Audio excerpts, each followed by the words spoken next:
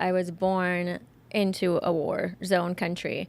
And I grew up in it in about 14 years. So from basically being a baby all the way until I was a teenager, my early teenage years. And it was definitely tough. It was definitely a a scenario where it definitely builds resilience for you, because you're basically going from a day-to-day basis trying to figure out if you're going to survive the next day or not.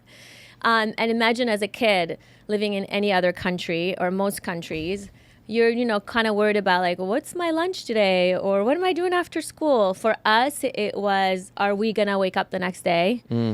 Am I going to have my limbs? Am I going to have my arms or my legs? Are my parents going to be alive? And so I grew up in so many wars. I think I've probably survived 4 wars from childhood, from being a baby until 14, because there was invasions, and 2-3 years later another country invaded, and 2-3 years later it was this group against that group, and so it was constant throughout my childhood.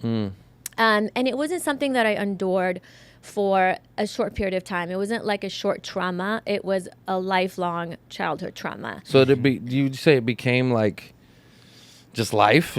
It was life. I mean, yeah. I think growing up in Beirut at the time, and mind you, Beirut was the Paris of the Middle East. It was where everybody went to party and have a good time.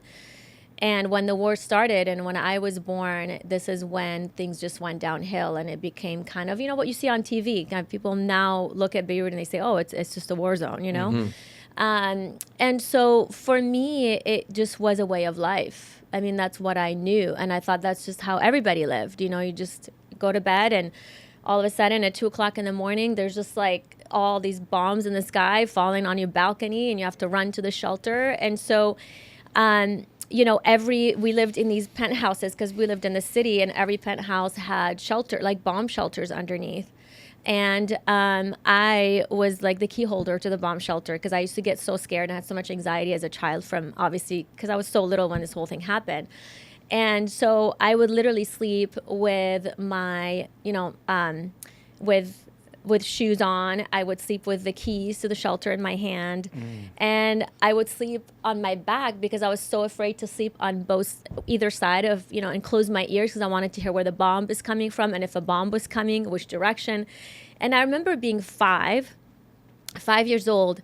And at that time, I knew who was bombing us, what direction was it coming from, and how many seconds did I have to run to the shelter. Holy crap. You knew from the whistle of the bomb which direction it was coming from, this way or east or west or north or south.